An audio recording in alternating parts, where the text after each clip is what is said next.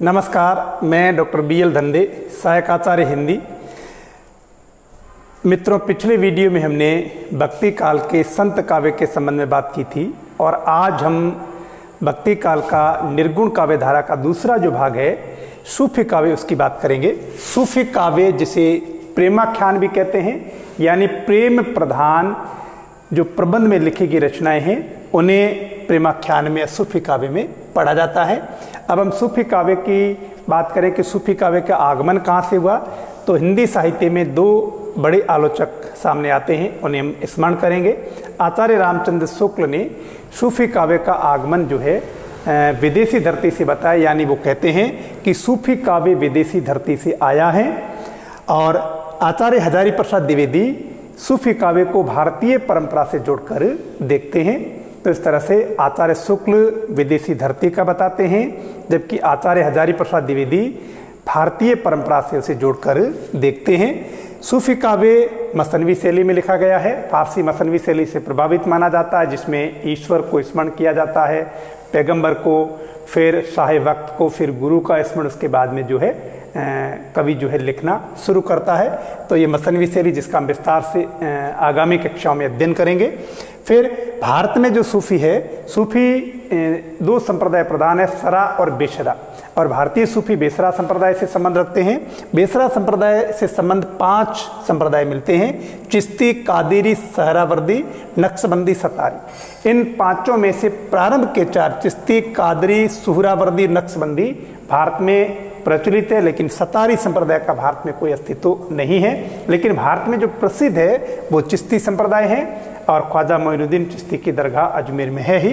फिर हम बात करते हैं सूफी दर्शन को तसव्वुफ कहा गया। ऐसा प्रश्न भी कभी कभी पूछ लिया जाता है कि सूफी दर्शन को क्या कहते हैं, तसव्वुफ कहते हैं। सूफियों के रहने का जो स्थल था वो खानकाह कहलाता है। सूफियों के रहने का स्थल खानकाह कहलाता है। फिर सूफी काव्य में भक्ति के जो सोपान हैं वो 4 माने गए हैं: शरीयत, तरीकत, मारिफत, हकीकत।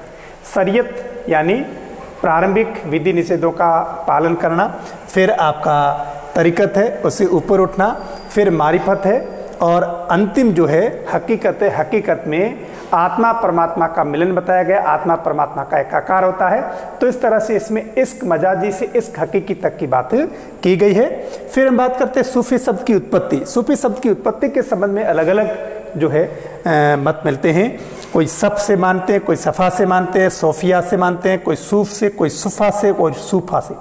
सफ का अर्थ अग्रिम पंक्ति से लिया जाता है, सफ़ा का अर्थ पवित्रता से लिया जाता है, सोफिया का अर्थ ज्ञान से लिया जाता है, सूफ का अर्थ ऊन से लिया जाता है, जो ऊनी चोगे पहनते थे, और सुफा का अर्थ है मक्का मदीना में जो सामने बैठने वाले जो थे वे सुफा कहलाए, और सूफा का अर्थ है सन्यासी साधु, सूफा कहलाए। इस तरह से सूफी शब्द की उत्पत्ति के संबंध में पूछा जा सकता है। फिर है प्रेमाख्यान काव्य परंपरा का प्रवर्तन, यानी सूफी काव्य में या सूफी काव्य की शुरुआत कहाँ से हुई। सूफी काव्य के संबंध में गणपति चंद्र गुप्त ने इसकी शुरुआत हंसावली से मानी है, और जो असाहित्य ने लिखी है। डॉक्टर रामकुमार वर्मा सूफी काव्य की शुरुआत चंदायन से मानते हैं, जो मुल्ला दाऊद ने लिखा है। आचार्य हजारी प्रसाद द्विवेदी सूफी काव्य की शुरुआत सत्यवती कथा से मानते हैं, जो ईश्वरदास ने लिखी। हालांकि इस रचना को आचार्य शुक्ल सूफी काव्य परंपरा में नहीं गिनते हैं, लेकिन वे कहते हैं कि अवधि की पहली रचना है सत्यवती कथा। और आचार्य शुक्ल सूफी काव्य परंपरा में पहली रचना मृगावती को मानते हैं। तो किसी आलोचक की टिप्पणी को लेकर के पूछा जाए तो ये प्रश्न जो है अक्सर पूछा जाता है, और विशेष रूप से आचार्य शुक्ल के संबंध में पूछा जाता है कि आचार्य शुक्ल ने सूफी काव्य परंपरा का प्रवर्तन किस रचना से माना है। कुतुबन कृत मृगावती से माना है। अब हम बात करेंगे सूफी काव्य में जो प्रमुख कवि कौन कौन हैं। उन प्रमुख कवियों में 3-4 का हमने उल्लेख कर ही दिया। जायसी को जो है माना जाता है। जायसी का समय 1464 से 1542 ईस्वी के बीच है। जायसी जायस नगर में जन्मे थे। कहते हैं कि कुरूप थे और शेरशाह के संबंध में उल्लेख भी मिलता है क्योंकि ये शेरशाह के समकालीन थे। शेरशाह इनकी कुरूपता पर हंसे भी थे, तो उन्होंने कहा था कि आप मुझ पर हंस रहे हैं या मुझे बनाने वाले भगवान पर हंस रहे हैं। इस तरह का जो है प्रसंग मिलता है। जायसी के गुरु का नाम मुहिउद्दीन मिलता है और ये शेरशाह सूरी के समकालीन है। फिर हम बात करते हैं जायसी की रचनाओं की, तो जायसी की 3 रचनाएं मिलती है, पद्मावत, अखरावत और आखिरी कला। इनके अलावा मसाला नामा भी मिलती है, लेकिन 3 रचनाएं महत्वपूर्ण। उनमें पद्मावत जो है अति महत्वपूर्ण है। इस संबंध में प्रश्न अक्सर पूछा जाता है। पद्मावत 1540 ईस्वी में लिखा गया है और पद्मावत के अंदर से प्रश्न पूछे जाते हैं। पद्मावत कितने अध्यायों में लिखा गया है, यानी 58 अध्यायों में 58 खंडों में लिखा गया है पद्मावत। और पद्मावत का पूर्वार्ध काल्पनिक है लेकिन उत्तरार्ध ऐतिहासिक है। पद्मावत समासोक्ति प्रदान है, अन्योक्ति प्रदान है, पद्मावत प्रतीकात्मक है, पद्मावत रूपक काव्य, इसे लेकर के भी अक्सर जो है प्रश्न पूछे जाते हैं। पद्मावत के अंदर जो है 12 मासा वर्णन भी है और 12 मासा वियोग श्रृंगार का उत्कृष्ट वर्णन होता है। पद्मावत में 12 मासा की शुरुआत आषाढ़ मास से मानी जाती है। 6 ऋतु वर्णन भी हुआ है। तो इस तरह से पद्मावत के संबंध में जो है प्रश्न पूछा जा सकता है। इसमें कथानक, रूढ़ियाँ, लोक तत्व, तमाम तरह के जो है प्रश्न पूछे जा सकते हैं। पद्मावत की भाषा को लेकर पूछा जा सकता है। ठेठ अवधी भाषा में लिखा गया है। पद्मावत प्रबंध काव्य है ही, कथा काव्य की श्रेणी में गिना जाता है। और पद्मावत के संबंध में जो पद्मावत की शैली है वो चौपाई दोहा शैली है। 7 अर्धालियों के बाद एक दोहा आया है। तो इस तरह से जायसी के पद्मावत को लेकर के प्रश्न अक्सर पूछे जाते हैं। और पद्मावत को लेकर के जो समीक्षा है, आलोचकों की टिप्पणियां हैं, आचार्य शुक्ल ने पद्मावत को हिंदी काव्य क्षेत्र का अद्भुत रत्न बताया है। ये महत्वपूर्ण है। इस तरह आचार्य द्विवेदी ने क्या कहा, डॉक्टर बच्चन सिंह ने पद्मावत की जो भाषा है या जायसी की जो भाषा अवधी, तो उसे अवधी को अवधी का अर्घान कहा है। तो इस तरह के प्रश्न जो है पूछे जाते हैं।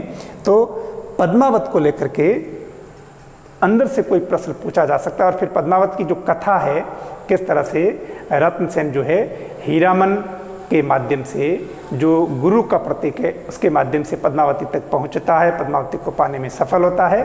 और फिर पीछे नागमती का वियोग वर्णन है।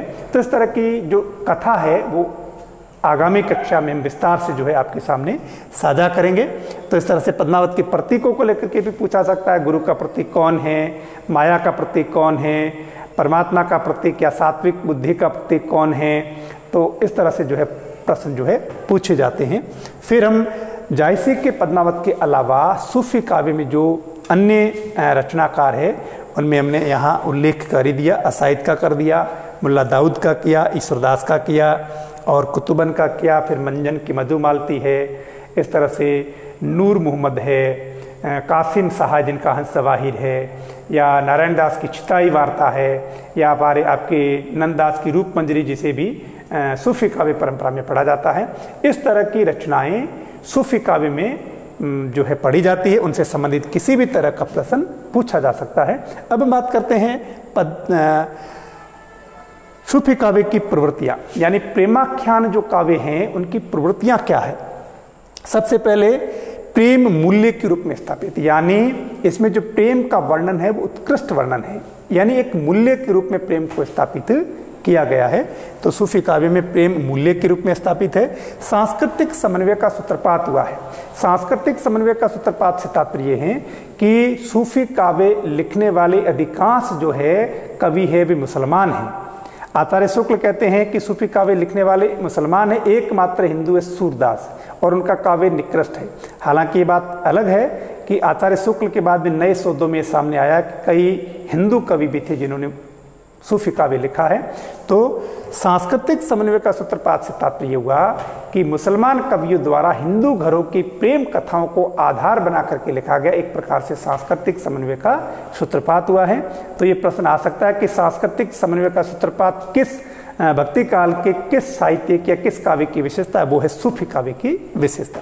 फिर लोक कथाओं का प्रतीकात्मक चित्रण, अभी हमने बात की कि लोक कथाओं का जो चित्रण हुआ प्रतीकात्मक रूप में हुआ। सूफी काव्य में जो सर्वश्रेष्ठ रचना पद्मावत मानी जाती है उसमें भी जो चित्रण हुआ प्रतीकों के माध्यम से हुआ। कौन आत्मा का, कौन परमात्मा का प्रतीक है, गुरु का प्रतीक अलग है, इस तरह से जो है प्रतीकों के माध्यम से इन्होंने बात कही है। फिर विरह प्रदान है, सूफी काव्य उनमें आपके जायसी का पद्मावत और अन्य रचनाएं जो भी है विरह प्रदान है, वियोग श्रृंगार की उत्कृष्टता, एक अतिशोक्तिपूर्ण वर्णन किया गया विरह का। और फिर बाद में आपके रहस्यवाद है, रहस्यवाद में भावनात्मक रहस्यवाद की प्रधानता है सूफी काव्य में। काल्पनिक ऐतिहासिकता का मिश्रण है, यानी कल्पना भी है और उसके साथ इतिहास का योग भी है, पूरी तरह से काल्पनिक नहीं, पूरी तरह से ऐतिहासिक नहीं है, कल्पना इतिहास का मेल है। अगर हम पद्मावत की बात करें तो पूर्वार्ध काल्पनिक, उत्तरार्ध ऐतिहासिक है। अब हम बात करते हैं लोक तत्वों की प्रधानता। लोक तत्वों की प्रधानता इसमें आपके जो है जैसे जब रत्नसेन लेने जाते हैं पद्मावती को, जो वहाँ युद्ध होता है तो वहाँ शिव या हनुमान जो है सहायता करने लगते हैं, या इस तरह के जो है लोक विश्वास है वो इसमें है, कथानक रूढ़ियाँ हैं, तो वो आपके जो है सूफी काव्य में मिलते हैं। फिर मंडनात्मकता, यानी सूफी काव्य कभी मंडन खंडन की बात नहीं करता है, मंडन की बात करता है, तोड़ने की बात नहीं करता है, जोड़ने की बात करता है। मुसलमान कवि है, हिंदू घरों की प्रेम कथाओं को आधार बनाते हैं, इस तरह से उन्होंने हिंदू मुस्लिम संस्कृति को आपस में जोड़ने का काम किया है, इसलिए मंडन प्रदान या मंडनात्मकता इसकी विशेषता है। फिर लौकिक से अलौकिक, यानी लौकिक कथाओं के माध्यम से अलौकिकता की बात करते हैं, इश्क मजाजी से इश्क हकीकी की बात करते हैं। फिर बाद में सूफी काव्य अभिव्यक्ति की दृष्टि से, कलापक्ष की दृष्टि से देखें तो प्रबंध काव्य हैं, यानी हम इसका कह ही रहे हैं प्रेमाख्यान, यानी प्रेम प्रदान जो प्रबंध काव्य लिखेंगे वो सूफी काव्य में गिने जाते हैं। और भाषा अगर इसकी कहें तो अवधी भाषा है, प्रधान रूप में अवधी भाषा, कहीं की ब्रज का भी प्रयोग हुआ है, कहीं की मुक्तक भी लिखेगी, लेकिन मुख्य रूप से प्रबंध रूप में अवधी भाषा में और चौपाई दोहा शैली में लिखा गया है। अगर हम जायसी के पद्मावत की बात करें तो पद्मावत 7 अर्धालियों के बाद एक दोहा आता है, यानी चौपाई दोहा शैली है, चौपाई में भी 7 अर्धाली, उसके बाद एक दोहा, इस तरह से अन्य रचना में किसी में 5 अर्धालियों के बाद एक दोहा है, किसी में 7 या किसी में 8 अर्धालियों के बाद एक दोहा आया है। तो इस तरह से सूफी काव्य जो है हिंदी साहित्य में भक्ति काल में निर्गुण काव्य धारा में पढ़ा जाता है और उत्कृष्ट जो है माना जाता है। तो सूफी काव्य को लेकर जो प्रश्न बनता है वो मोटे रूप में क्या बनेगा, सूफी काव्य को लेकर सूफी काव्य के आगमन को लेकर बनेगा, मसनवी शैली को लेकर के पूछा जा सकता है, और सूफी काव्य परंपरा का प्रवर्तन कहाँ से हुआ इसको लेकर पूछा जा सकता है, या सूफी शब्द की उत्पत्ति को लेकर पूछा जा सकता है।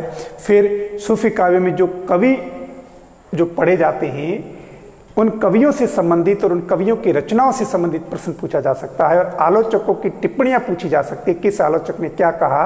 और रचनाओं में भी अगर हम बात करें जायसी की पद्मावत की, तो इनके अलावा जो अखरावट है जिसमें जो है तत्व चिंतन संबंधित जो है पद है, या अगर हम आखिरी कलाम की बात करें जिसमें कयामत का वर्णन है, तो इस तरह से किसी भी रचना के अंदर से पूछा जा सकता है कि उसकी विषय वस्तु क्या है।